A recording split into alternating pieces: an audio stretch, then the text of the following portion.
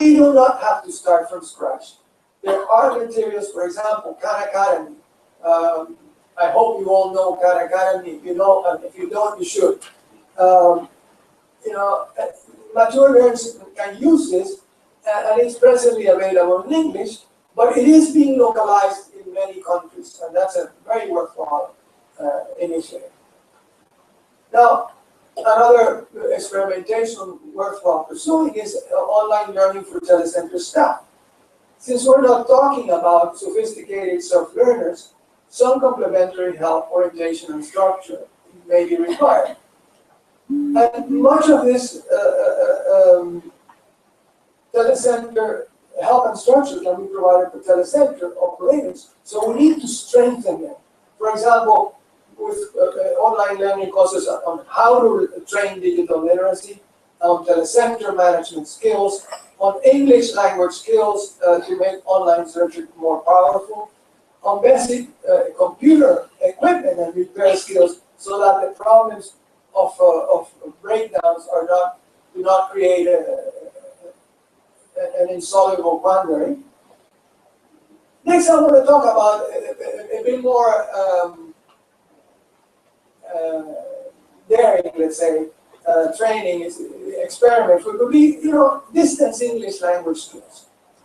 The internet enables users to learn new things at their own pace, and this is true regardless of age. It's not just the ability to tap on existing content and online media. It is also the ability to communicate and others to find information to solve ordinary problems. I am constantly finding myself facing a problem and Googling to see if somebody else has solved it. Well, if you do that in English, the chances of the answer are much higher than if you do it in any other language.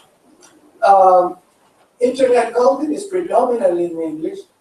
In middle of 2014, 55% of all content was in English, compared to 0.3% in Malay.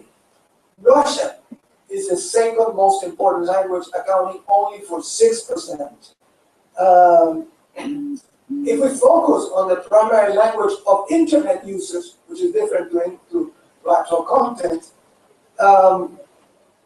English is again dominated with 28%, followed by Chinese, 23%, Spanish 8%, Japanese 4%, Portuguese 4%. There is plenty of room for internet penetration to expand in China. It may happen that in the future, China will, there will be more Chinese speakers than English, but it's going to be a long time before China becomes anything that resembles a lingua franca in the internet. In 19 of 29 European countries surveyed in 2006, English was the most widely known language apart from the mother tongue. It is spoken by over 50% of the population in Greece, Slovenia, Austria, the Netherlands, Switzerland, Sweden, Denmark, Malta, Norway, and Luxembourg. English is a compulsory subject in most Japanese schools. Singapore has 4 officially recognized languages where English is spoken by over 70% of the population. So in countries like Malaysia, the Philippines, and India with large English-speaking populations, the development of English language skills among young telecenter users, poor users, could have a potentially high economic and social payoff. These ideas, as I mentioned earlier, and before proceeding with implementation, one will want to take a close look at the specific conditions affecting the behavior and aspirations of the target group, take into account local policy considerations, and start testing them on a small pilot scale. Let's talk next about the third point I mentioned, which is the evaluation. It is remarkable how poorly documented telecenter experiences have been. There are many documents, where many are really advocacy papers. Some experiences have been documented well. For example, the failed experience inside a project has been well documented. The successful e-barrio telecenter experience Sarawak is also well documented, and the comparison between the barrio is a very valuable document. It is no coincidence that university researchers have played an important role in these research initiatives. There is, however, an inherent conflict between the need to evaluate online learning experiments and the political allure of telecenters. Politicians and government agencies love to inaugurate telecenters, but they tend to forget them soon afterwards. And the problem is compounded by the real possibility that political opponents may use evaluations to their advantage and to embarrass government.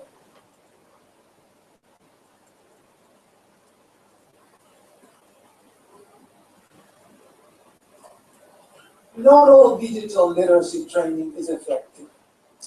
In 2002-2004, a program implemented in Malappuram, in Kerala, India, ended up being an awareness campaign in which people did not even learn how to turn on the computer. They wouldn't touch the computer. The internet came afterwards. So we need to know these things so that we avoid mistakes in the future.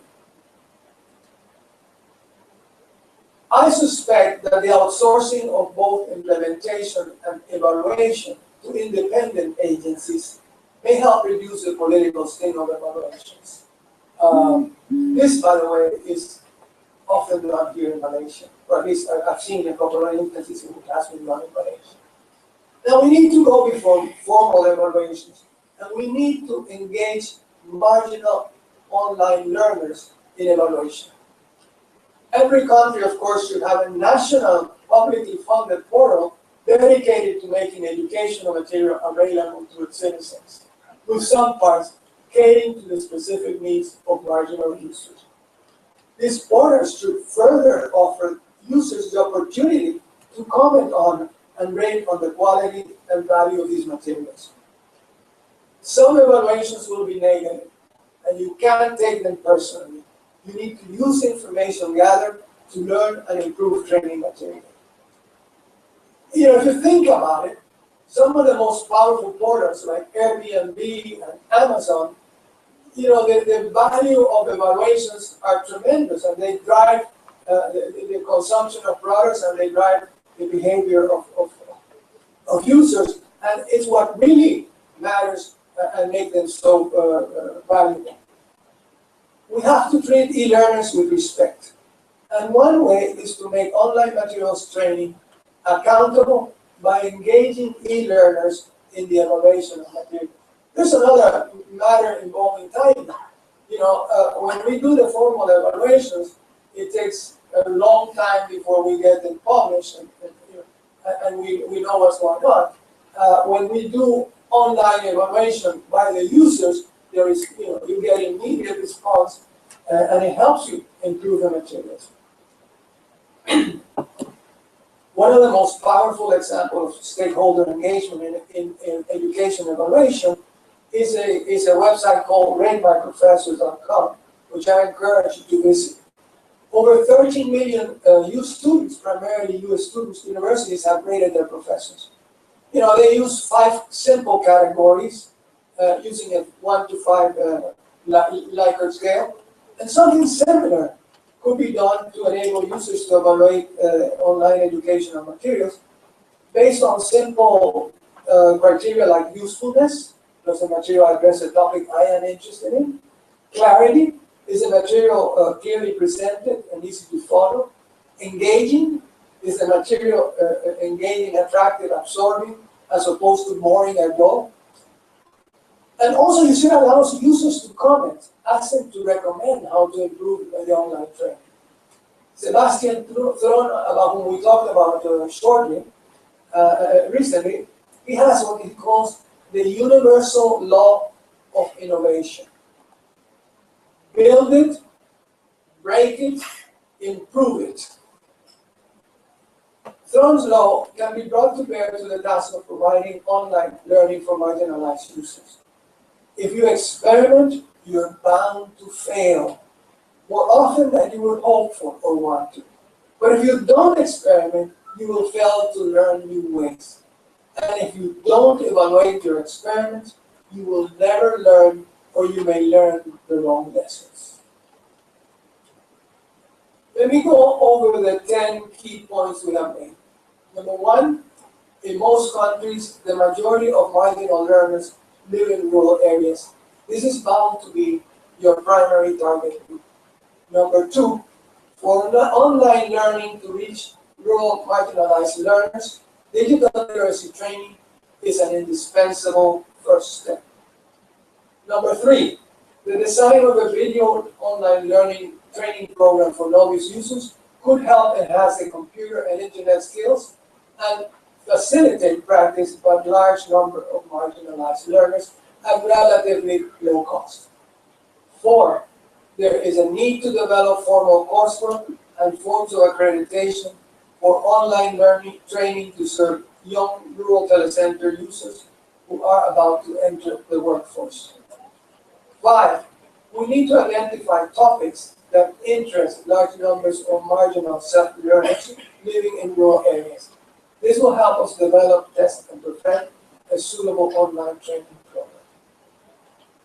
Six, train telecenter staff as a gateway to marginal learners, making digital literacy teachers, giving English language skills to make their online search more powerful, teach them basic computer and equipment repair skills.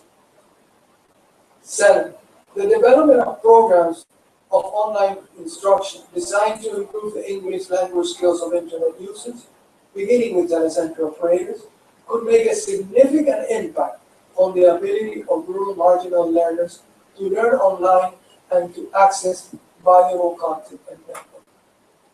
Eight, the outsourcing of implementation and evaluation to independent contractors, university teachers, private specialists, who respond to a broadly represented board of stakeholders may help minimize potential conflicts of interest in the evaluation of online learning experiments.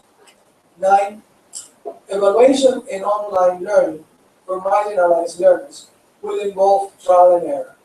It is this trial and error and continuous evaluation that will let you innovate and improve your interventions. 10. Make the process of distant learning accountable by engaging users, including marginal learners, in the evaluation of online learning content. I once visited MIT Media Lab. You may know of MIT Media Lab. It's an excellent facility. And they had at the time, or they used at the time, what I consider a wonderful motto. They said, we don't create tools for people to use. We're not interested in that. What we do is we create tools so that people participate in the process of, in the creative process that these tools enable. I have prepared projects for international agencies for 35 years. I have seen development fashions come and go, and it is very tempting to follow the latest fashion and in the process forget what is important and make costly mistakes. The fast pace of change in the new digital world poses significant challenges, but also presents remarkable opportunities. We need to seize these opportunities and run with them.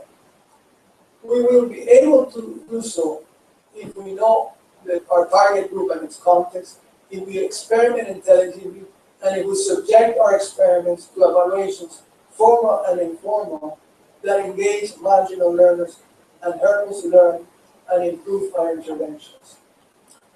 In the final analysis, our aim is to empower the rural poor. The best definition of a telecenter I have heard was given many years ago by a maid in southern Chile. She worked with pots and pans every day. When she was asked, what does a telecenter mean to you? She said, "It is a place where I forget my pots and pans and realize my dreams of writing poetry."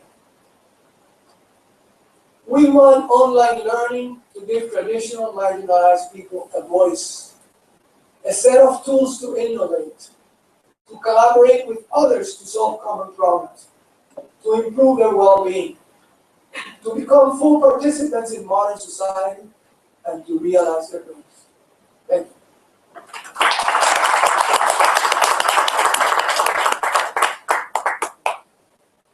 Questions? Yes. Thank you very much. That was a highly inspiring presentation, and I think that you just reminded us about the power of the spoken and the written word versus the technologies that we hope impacts the same. I think you spoke largely about the telecenters and that, and you know, much of that really makes a lot of sense. For me, my background is the diffusion of innovations, and I just want to make one quick point about this, is that I think what we're doing today is we're subscribing to an elitist education paradigm that is for those who are affluent and can afford a latest education with any number of mobiles. But we've forgotten about the marginalized groups, and I think that you've made those points clearly. In the diffusion of innovations theory, as it was espoused by Lerner, Schramm, and Rogers, it was an export of modernization to the developing communities. But I think what you've said is what we need to do is, unless we're prepared to provide the training, the resources, and to help the marginalized communities, then we have to rethink what we're doing with this whole new technology drive. And I want you to simply ask, for your opinion in terms of how we can move past that colonialized imperialist perspective on exporting modernization back to developing communities, and to turn it around to a people's perspective, so that we take the marginalized groups with us, and that we remember that next to every affluent person with 3 or more digital things in their pocket, there are so many people going hungry. I'm scared. I'm scared. I'm scared because of what is happening in labor markets. It is a very complex set of developments. But in the U.S., the middle class has been hollowed out, and middle skills have been outsourced in part to developing countries, but also increasingly to computers and to robots. And we haven't figured out yet how to how to keep the middle classes improving, and also, of course, the marginal, the excluded become part of we haven't figured that out. I wish I had a good answer. I have been working on this for 15 years. And I know we need to do it. And I think that the first step is to work on this diligently, as if our future depended on it, because it does.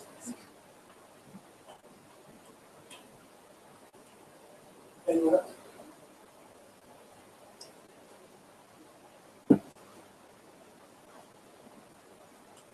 Come on, disagree with me.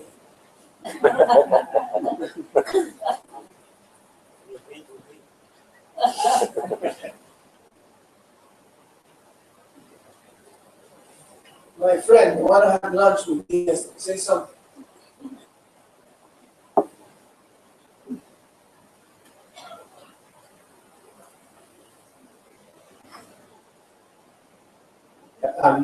I'm totally impressed by what you shared, so I have nothing much to add on. your experience and your knowledge is so vast, okay, into the marginalized people, and we are proud of that. Thank you very much. You're very kind.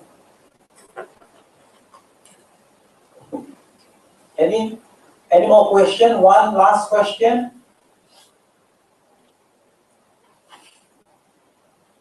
No? All right.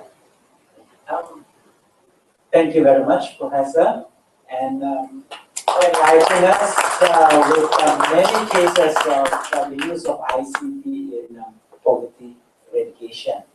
Now, I would like to invite Associate Professor Janudin to come on stage to present a token of appreciation for our keynote speakers.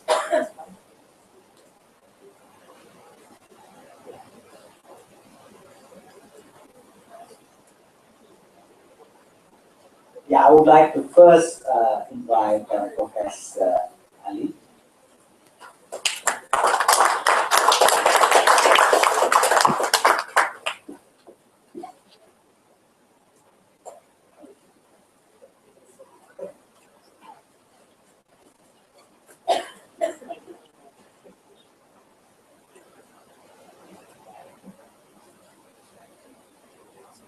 Thank you.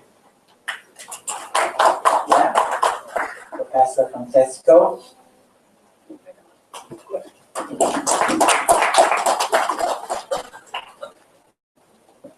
Thank you very much. Yeah, ladies and gentlemen, I have two announcements to make. First is that with regards to the dinner this evening, for those who have not submitted your names, please register yourself at the registration counter. Yeah, and the morning break is now on. It's at the terrace from 10 to 10:30. Please make your way to the terrace. Thank you. Yes, of course. Thank you so much. That is such a powerful message. That is what I read about everywhere because of your background. And I really wish I could speak to the community. And this is not just you gave me a and sorry. And so it's a message of life that needs to be more pronounced. I think it's time to go to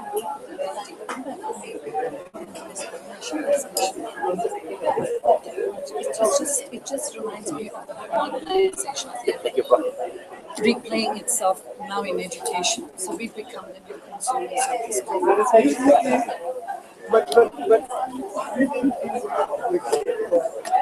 Problem. Sorry, no. This problem of the market is really for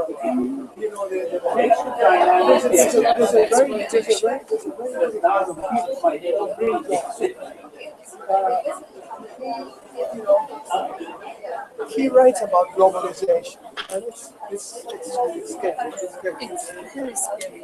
And the thing is, the communities that I've been getting in communities like this, just seem unaware that that's what's happening to them. So I was going to say, it was right here. I access the course demo is now. I haven't completed it yet. Some people actually think that they like me.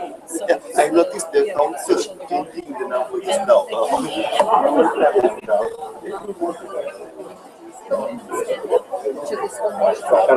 Sorry, we're taking a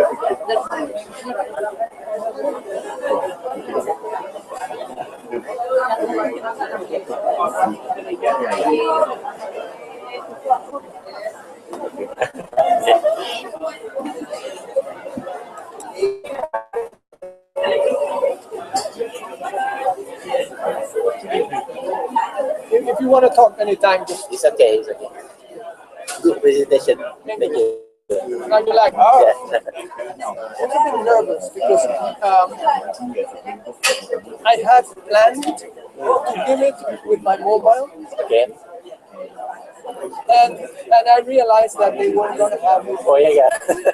So then I planned to give it with that, with the computer, and then I realized that there was a possibility of using slides. So I was transferring the slides, but in the end, I just didn't have time. Sorry about that. No, no, it's all right. I've never done it. I sometimes always go back to the slide. It just beats But this worked. No? This one worked very It well. worked because I could. It acted as a prompter. The computer acted. It was very, very good.